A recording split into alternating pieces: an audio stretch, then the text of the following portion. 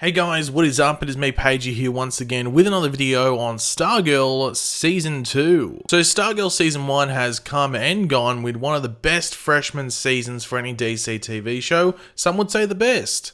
But of course, we were left with a few cliffhangers to keep us on edge and wondering, where Season 2 would be going in regards to its story, as well as, certain characters that could be showing up potentially, and also where existing characters could be going. Now, of course, we have the second part of DC Fandom on September 12th, so around 2 weeks from now, where we will have a Stargirl panel where they will go over some stuff for Season 2, and hopefully a cool reveal or two, or maybe 3. But Brett Bassinger, who of course plays Courtney Whitmore aka Stargirl, did an interview after the Season 1 finale discussing that as well as the lead up to Season 2. So of course we'll go over that, but of course throughout the video be sure to let me know your various opinions in the comment section down below. Anything in regards to Stargirl, always intrigued and interested to see what you guys have to say.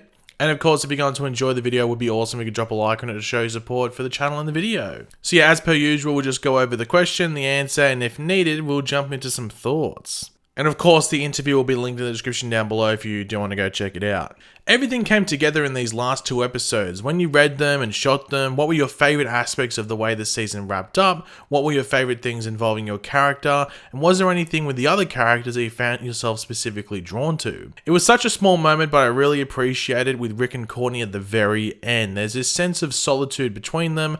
I feel like he grew so much in that last episode and he finally got justice instead of his revenge mentality. I loved seeing that transition in him and Courtney acknowledging it. Even though it was so small, on set I definitely felt it. And then my favourite is Courtney giving Pat the mug. That was so full circle. I have to give props to Jeff in the very beginning, in the very first episode, and the very first time you see Courtney, she has this gift, and the very last time you see her in Season 1, she's giving this gift away. It's so full circle and such a beautiful bonding moment. I love it because Barbara and Courtney know how much it means, and even though it does mean a lot to Pat, he doesn't realise the extent of what it means. I just love it. She doesn't do it to show off, but truly just because she feels that way. She just feels inclined to give it to him, and I love it. Now, obviously, we're saying in our wrap-up videos for Season 1, in the review and everything like that, and also I think the ending explain video for Stargirl Season 1, that moment with Rick was really important. That he didn't give in to that revenge mentality, and that he spared certain things that were going on. So that was very important to him. And obviously there was a contrast with Yolanda, and it'll be interesting to see where that goes in Season 2. In this episode, Courtney had to face off with Pat because of the ISA's evil plan. What was your reaction to that scene with Stargirl and Stripe having to do battle, and what was it like to be a part of that? Reading it, I was completely in shock. I feel like Stargirl does this thing where you get something like, oh, Henry has his powers and that he's good. Just kidding, we're going to take him away from you. Oh, Courtney might make a friend and his name is Joey. That's taken away from you. Oh, Courtney and Pat are all father-daughter and it's beautiful. Just kidding. We're going to make them fight. It pulls at your heartstrings. Filming it was a really funny experience because I had never filmed a fight scene just with a CGI character, and I was literally filming it with no one. I was staring up and going, I'm your daughter, but I was just staring up at a pole. It was a bit anticlimactic, but reading it was so fun. Even though Courtney was obviously against telling her mum about Stargirl and the JSA, in the beginning, how does she feel now about her mother knowing and being a part of everything? The main reason that she didn't want Barbara to know is because she was afraid she would take it away from her, and it's her priority. It's the one thing that she loves, where she feels completely herself, and now that Barbara knows and hasn't taken away Stargirl from her, there's this sense of ease and the weight is off her shoulders, but it also complicates things because it does make it more dangerous for her mum. She's so close to her mum and their bond is really special, so I'm glad she's able to be open and honest with her, but I do imagine that it will raise difficulties when it comes to issues of safety. And of course, now that her mum knows, she'll be more on her back about it, which I'm sure Courtney won't love because she likes the freedom of Stargirl too. So that's a big thing that heading into Season 2 will be interesting, is whether Barbara becomes this this overseer of Stargirl activities. Like, oh no, you can't do that. You can't do that crime fighting. You can save the cat from the tree, but you can't go fight the overpowered villain. No, Courtney, you have to stay inside for that one. But the cat, saving the cat out of the tree, you can go do that. I give you my permission. So that'll be an interesting dynamic in Season 2, and I feel like it could cause some tension or at least some frustration within Courtney and maybe the other JSA members.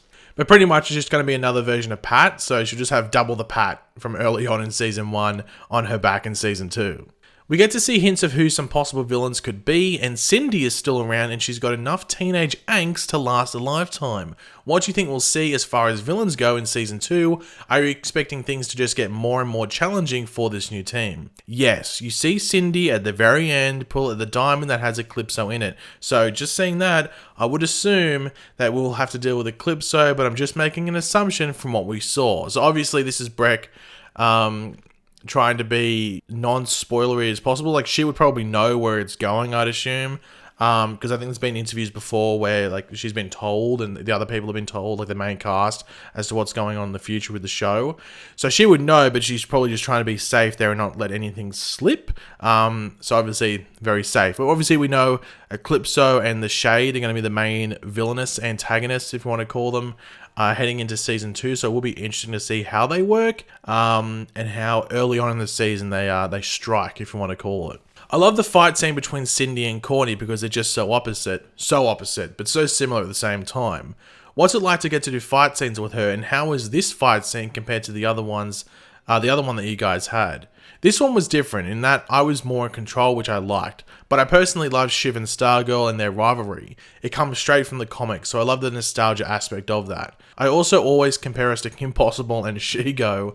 Stargirl fights these grown men, it's like, okay, cool, but then seeing her be catty with another girl her age, I think is so interesting and fun to watch in film. Now, just quickly on Shiv, it is going to be interesting to whether they keep Shiv around for a long time on the show and almost treat her like a Lex Luthor sort of type on the show, or like you could argue like a Reverse Flash, or even like a Malcolm Merlin sort of thing, like some other shows do. I think it would work, especially because I think Shiv is very flexible in regards to that. But it'll be interesting to see how long they keep her on the show, or whether Season 2 is it for her and Season 1 was setting her up. It'll be interesting. Seeing Stargirl in the super suit in the snow at the end of this episode shows the need for a warm weather version of the costume. Have you made any suggestions about having different variations of the costume? I don't feel like it's plausible just because she used Starman's suit to make her suit, and the suit is special superhero fabric.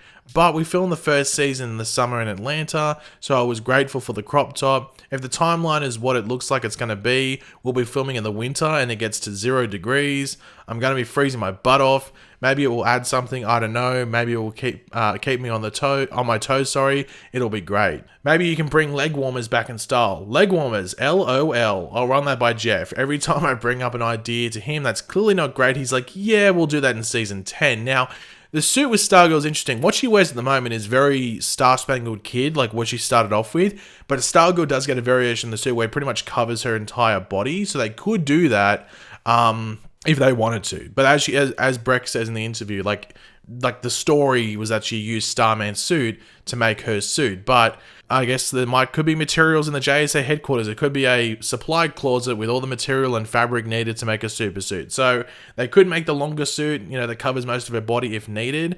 It is interesting saying that it looks like they might be filming in the winter, which insinuates that they're going to be filming at the beginning of next year. So in January or February or something like that. So yeah, maybe that's when Stargirl starts filming Season 2, which makes sense considering they're meant to premiere Season 2 in around May or June by the sounds of it. So I don't know if that confirms filming dates, but it definitely gives a suggestion as to when they might start. We've seen a little bit of a romance brewing between Courtney and Jordan's son, and obviously there's some chemistry with Rick. Would you like to see some sort of romance for Courtney in the future? How do you think she'd deal with something as normal as that? Oh gosh, it's so funny because Stargirl is her main priority, and that might cause her some trouble in the future. All superheroes have a hard time balancing real life and being a superhero because, of course, that makes sense. But me, myself, Breck, I grew up always loving the teen romance TV shows and movies, so I'd love to see it. Stargirl just has so much on her plate that it'll all be about balance, story-wise and real-life-wise. Now, quickly on this, I have a feeling they're going to do a Courtney, Cameron, so that's, Jordan's son. I think they're going to do Courtney Cameron romance, but I think it's going to be something in contrast with a story where Cameron finds out that Courtney is Stargirl and a part of the JSA and responsible for her father's death. So that could be tension there, and I think that's going to be part of the story. That's how I would do it, at least, how I could see them doing it. But Jeff Johns might have the completely opposite idea, so let's see how they do it. Both Yolanda with Brainwave and Mike with Icicle make the choice to kill someone in the finale. Do you think that's something that they'll have to continue to deal with as they face more villains? Do you feel like those life or death stakes are going to become more and more real for all of them? Yes, I feel like that's something that Courtney struggles with a lot. Killing is never an option for her, but then she also knows that if this season proved nothing else, there's true evil out there. Brainwave is horrible and so evil, and so when there's evil like that, sometimes those tough decisions are going to be brought to you. We've seen that in the first season, and I imagine we would continue to see that, but I'm not sure. Now, this was something that, I think we're obviously going to see that with Yolanda. Like, the season 1 finale, shows her struggling with that choice she made. But people have brought up the whole Mike killing Icicle thing and whether that's going to continue. I don't know. The Yolanda one was done with more drama behind it. The Mike one was done for almost like a unexpected comedic relief, but also just desserts for Icicle because he killed Joey the exact same way. So I think with Yolanda, you're obviously going to see it. With Mike, there's a question mark over it, but we might see it.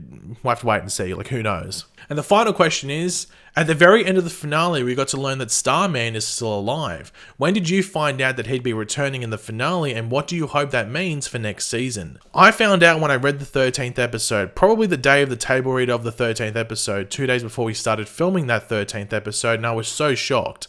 I remember going to Jeff and being like, how? Isn't he dead? And he was like, all things are possible with DC. What I keep learning, the more part of this, is that truly anything is possible. There are so many comics and so many storylines that there's a storyline for any character to come back and any character to die. No one's ever safe, but no one's ever dead. Now, with this storyline, from what I know, there's no real storyline with the whole Sylvester Pemberton coming back to life. So Jeff Johns might be adapting someone else's storyline or elements of another storyline and putting it in with the Starman stuff. It's going to be interesting to see how they do it. The way that Breck says that Jeff said everything, it sounds like it actually is Starman. I think it's safe to assume it is Starman, except always keep open the possibility that there's going to be a twist or a turn in there where it's someone posing as him, or it's like an evil twin or something like that.